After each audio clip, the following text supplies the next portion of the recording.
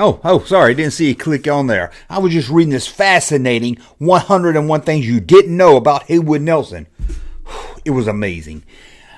Anyway, this is the Nooner video, and today I'm going to talk about something, but I want to hear from you. Sometimes the Nooners, or most of the time the Nooners, are supposed to be to get the conversation going in the comment section, and I think this is going to be a good one to really pump up that comment section, because I want to know what got you into toy collecting. Or maybe you don't even collect toys, or action figures, I should say.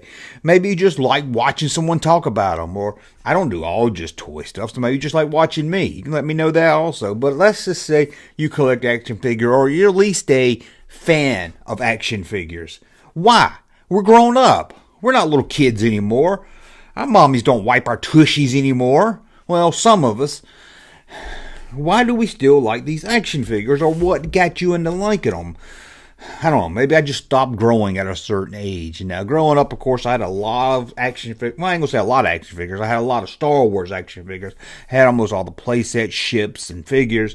And then I had a lot of the He-Man stuff, at least the early series. But like I've talked about before, I didn't have G.I. Joe. I didn't have Transformers. I think I had one or two superpowers.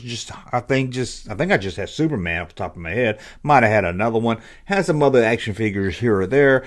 I was always that one-track guy. Like, just give me Star Wars. That's all I want. Then I got into He-Man. I was like, I just want He-Man. I mean, this went through my whole life. It's like now I've got a Apple computer, so I got to have an Apple phone. I got an Apple TV. I know. Don't use that. You can leave that out of the comments section. Even video games. Of course, I had Atari, but then my first one that was for me and not my brother, Nintendo. People would say, "Oh, get Sony, get a PlayStation, or get a Sega." I was like, "No, Nintendo." So I got Super Nintendo. I got a Nintendo 64. I got a Nintendo GameCube. I got the Wii. I even got the Wii U. One of the few people that had the Wii U. I even got the whatever one came after that. Now the Wii U, something come after that? Or maybe that's what we're on to now. I don't know. I don't got the latest one, the little handheld one that turns into. I don't have that one. Maybe I should. I just know I'm not going to play I just don't really play games anymore, so I don't get them. I feel like I have to get them because I've got all the other Nintendos. But we're talking action figures, not Nintendo. I started thinking, where's the first time as an adult or older collector, not counting when I was a kid buying action figures, did I really start getting into action figures? And I was going to say, well, it was probably around 92 when I started getting into the vintage Star Wars stuff, trying to recollect it.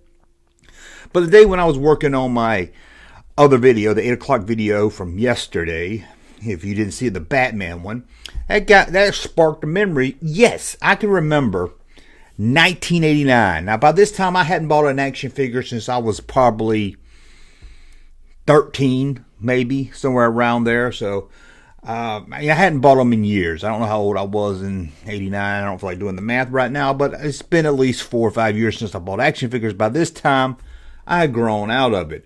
But I went to see Batman. Of course, everyone went to see Batman. I know there was other movies out that year. I should have been really into Last Crusade. But let's be honest, Batman took everyone's excitement for their year. There were other good movies, but we all fell in love with Batman. And I can actually remember this in my room, thinking, I would like to have a Batman action figure. And I can remember in my head thinking, that'd be cool, like collect action figures.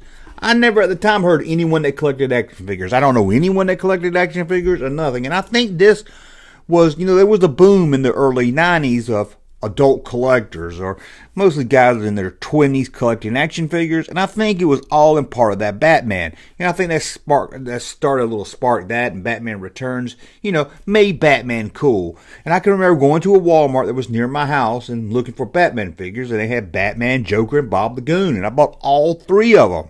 That's right, me, tight man with the money, bought all 3 of them. But this was, of course, 89 when I didn't have a job. I didn't have any responsibilities, so I could spend money on 3 figures that were probably $4 a piece. But I remember taking them home, setting them up, and then that kind of sparked something. But I don't think it really started me collecting action figures. It was just like, okay, I got Batman. Batman's cool.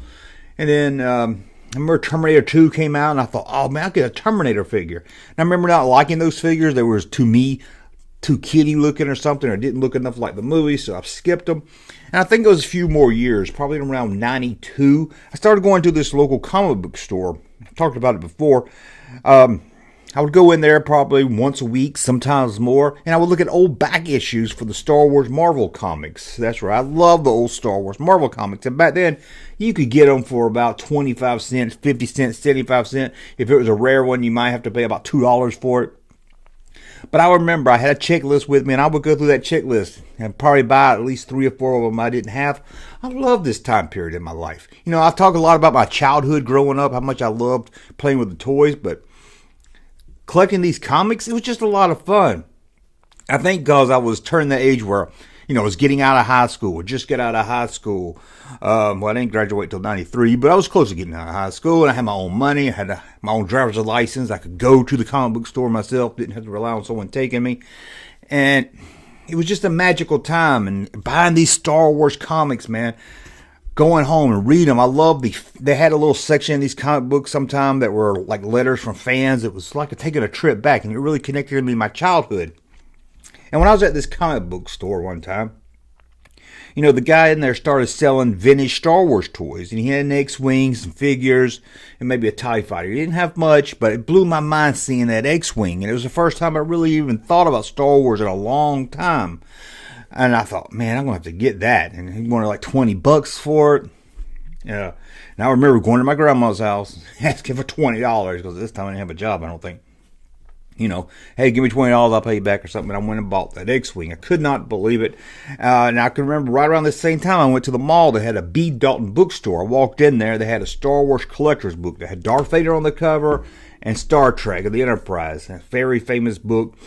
But it was Star Trek and Star Wars collectibles, a little price guide. I bought it. It's the first thing I've seen in Star Wars in years, so I bought it. And I can remember looking over the list of figures. Well, Anakin Skywalker. They made an Anakin Skywalker, Han in carbonite, Luke in a stormtrooper. It just blew my mind seeing these figures that I didn't know about, because I thought I knew about all of them, because I got out around 1984, maybe a little bit before that. So it blew my mind that they had these figures that I didn't know about. And I can remember going back to the comic book store, and I was like, hey, have you seen these other figures and stuff? And he's like, no, those are hard to get. But here I got a few more stuff in. He has a few more figures and everything. I mean, I picked up a few figures, and then I went back home and got on Prodigy. Now, this is before I had American Online. Same thing. But you had CompuServe, Prodigy, and American Online. I first got Prodigy. I was on Prodigy. If you don't know, it's the internet before there. There wasn't no websites, but it was internet. You had an interface. You had these little clubs. And I would go to these little yard sale clubs that women would hang out at and be like, I'm looking for little Star Wars toys. If you got them, people would send them to me if I just paid the shipping. People would send me Star Wars figures if I just paid the shipping. Can you believe that? Today they see anything Star Wars and they want $1,000 for it.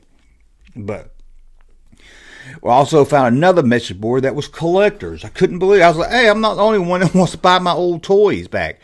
And so I started talking to these other guys, and I went to the comic book store a couple of days later, and he was telling his friend that worked there. They worked together. There's another guy who worked there named Jay, didn't wear socks with his penny loafers. I don't know why.